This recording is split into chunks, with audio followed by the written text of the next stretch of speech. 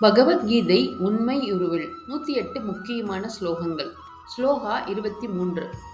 அத்தியாயம் 3, பதம் 14.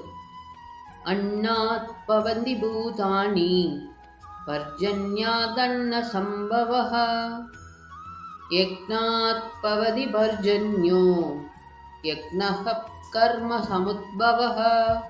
மழையால் தோற்றுவிக்கப்படும் தானியங்களால் எல்லா ஜீவன்களின் உடல்களும் வாழ்கின்றன.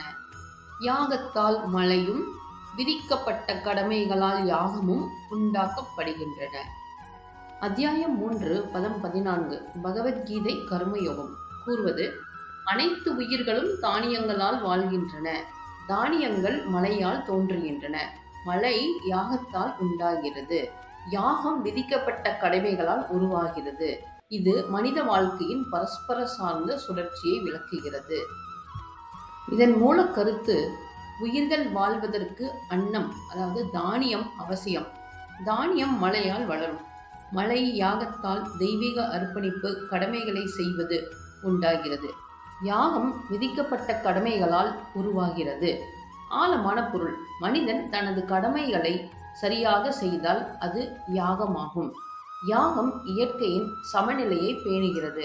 அதனால் மழை பெய்கிறது. மழை தானியங்களை வளர்க்கிறது. தானியம் உயிர்களை வாழ வைக்கிறது. இதனால் கர்ம சக்கரம் செயல் சுழற்சி தொடர்கிறது.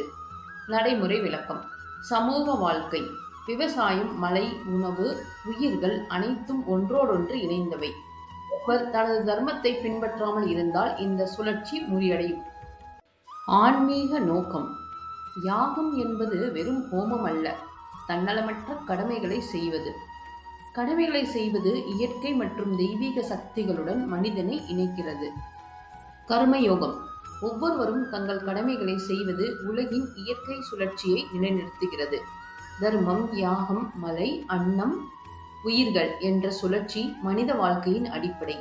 இதன் மூலம் பகவான் அர்ஜுனனுக்கு செயல், அதாவது கர்மம் தவிர்க்க முடியாதது என்பதை வலியுறுத்துகிறார்.